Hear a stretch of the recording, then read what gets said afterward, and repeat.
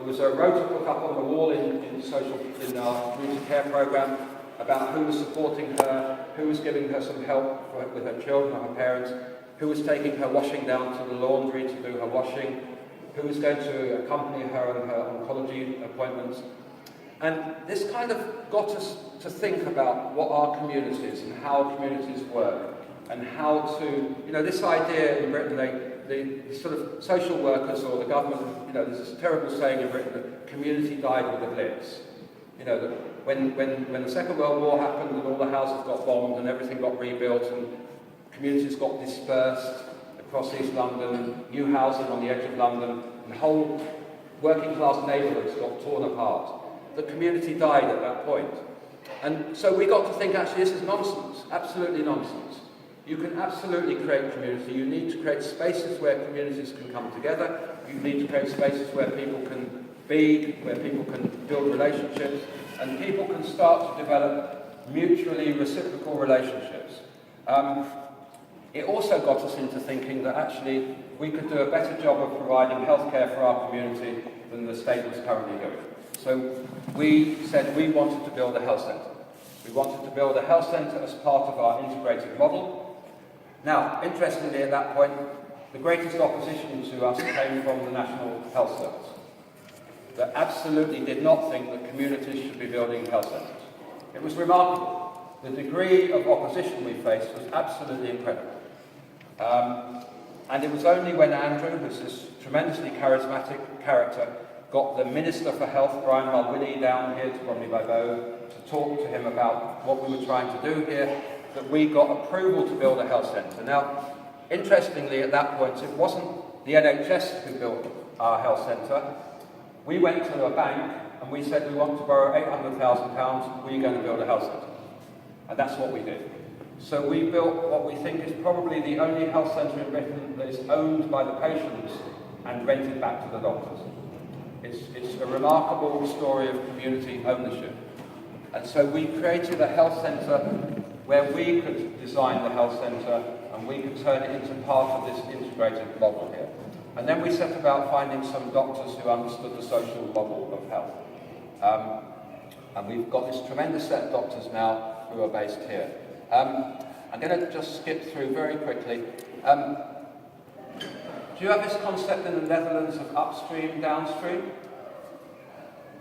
No. You have? So most of what we provide is downstream. It's supporting people when things have already gone wrong. Yeah? That's how we provide services in our communities. That's what we call in Britain downstream. The water's flowing down the stream.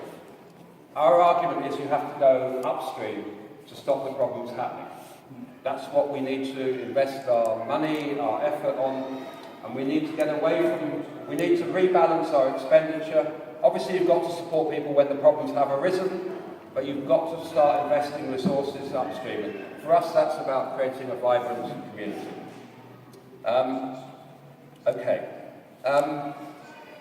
So today we're a £4.5 million charity, and we have 150 staff.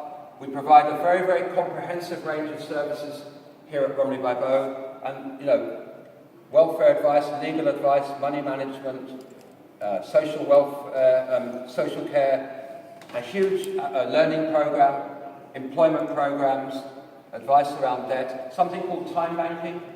Do you have time banking? No? Sorry?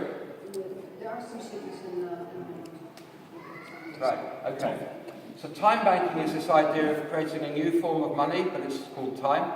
So you exchange time. Yeah. You know this? Yeah. Okay, great. So we do lots of time banking here. But you were very interested in, I know, in social enterprise. Mm-hmm. So we have a tremendous program around social enterprise, which I'm going to give you a brochure on. This is our social enterprise program.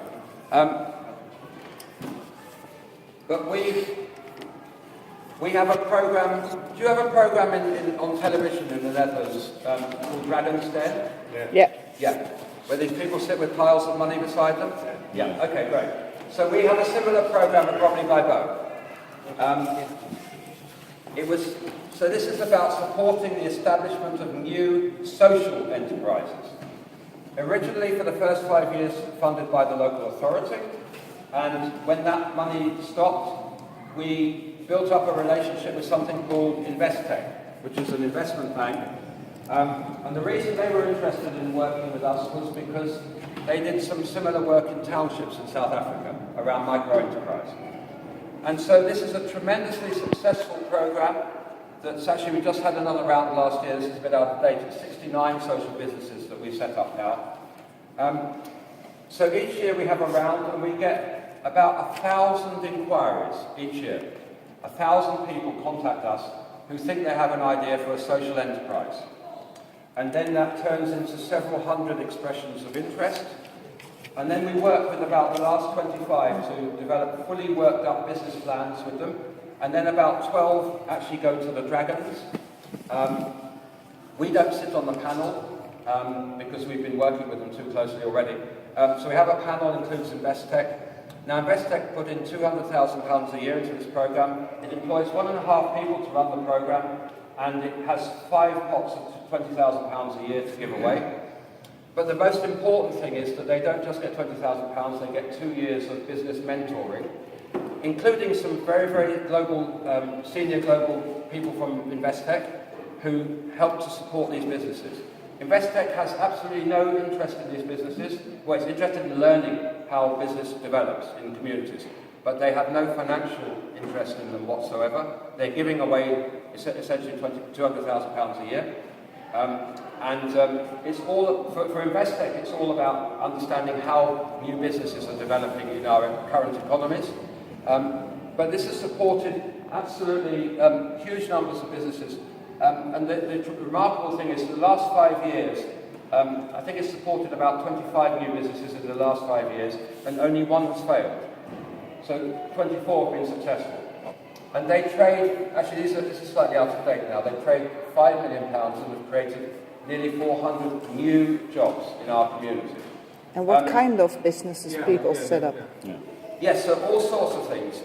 Cafes, for example, social cafes. Quite a lot of programs mentoring young people, getting young people to develop better in school, for example. So taking graduates from universities and using them as mentors in schools, for example. We've got a lovely one called Cracked It, which is all about fixing mobile phone glass, the glass screen on mobile phones. If you send your mobile phone off to Apple, you lose your phone for 2 or 3 or 4 weeks and it costs you £150. This is a project working with young people who are on the margins of the criminal justice system, I guess. These are young people who are about to get into trouble. So it works with groups of young people, teaching them how to change the glass screens on iPhones. And then they go into the big firms in Canary Wharf and they spend the whole day fixing everybody's phones. And they get them jobs in the retailers, companies who are selling mobile phones, the shops as well. They get jobs in the shops. So this is taking so this was all set up by a social worker who had been working with young people, got a real understanding of young people. Of course, they're all fascinated by phones. This is their one gadget, I guess. So thinking about how you could do that and how you could start to create some income, because they can charge, if it costs £150 with Apple, you can charge quite a lot of money for fixing phones. So it starts to create jobs for young people. So there's another one that's using unused housing for temporary housing, for example, with social landlords, often on the housing estates, when they're going to renovate houses or knock housing down and rebuild. You often have housing left empty for sometimes months and sometimes years. They take all the old tenants out before they knock the place down or before they renovate it, and quite often these plans get delayed or whatever. So you have housing that's empty sometimes for years. So they put young people into these houses to look after these houses. They pay a very, very low rent. It's only for a time-limited amount of time. But the thing is that these young people, in exchange for the low rent, they have to volunteer in the community. So they have to give 16 hours a month of volunteering in exchange for getting the low-rent property for a few years. It's called magic mixing. Sorry? It's called magic mixing in Holland. Yeah, right, yes. Okay, and here it's called property guardianship. But most property guardianship's not like that, so this is very different because it comes with the volunteering. So there are all sorts of social enterprises. There's one that sells, this is, for you, this wouldn't seem anything strange, but there's one that sells bicycles. It repairs bicycles we're not like Holland, we're not a cycling nation, but so this is around repairing, selling, renting bicycles, doing cycling touring. They teach young people how to fix bicycles, how to build bicycles. They get all the bicycles from the police that nobody has claimed, and they strip them down and they rebuild them and sell them. They now have 2 shops. Now they have a turnover now of £1 million a year, for example, and that all started with a small grant.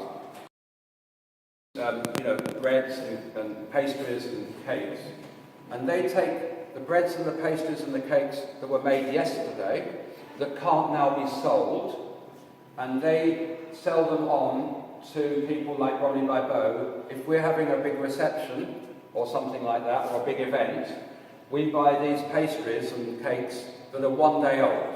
They're still absolutely fine, but the shop won't sell them anymore because, of course, they're 1 day old.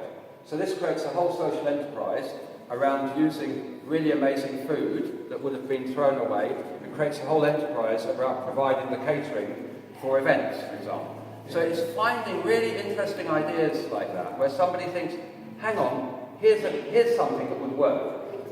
The 3 criteria basically are that the person needs to have, when the panel are looking at these business plans, and these people have to, like in Dragon's Den, they have to do a presentation.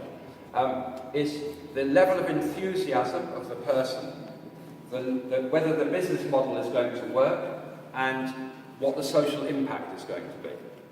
And these are all social enterprises in the sense that the assets are locked into the enterprise. So they don't have any shareholders, and nobody can personally own the assets. The assets never belong to an individual. It's really like a hybrid between a charity and a company, if you like. That makes sense. But this is a fantastic way of getting people to think about the ideas that they've got in a community and thinking about the businesses that they can set up that provide services to their community and provide jobs to their community. Are there also enterprises that are taking over government tasks?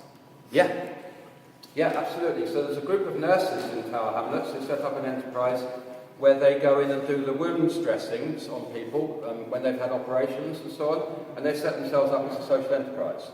So they have a contract with the health system to provide nursing care as a social enterprise.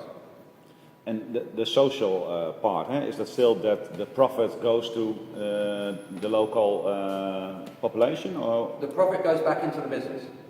Okay, that's the social part of it. Yeah. Okay. Yeah. And is there still a connection between Bromley by Bow and those social enterprises? No, okay. These are all independent social enterprises. We can exercise a 5% equity stake in them if we want.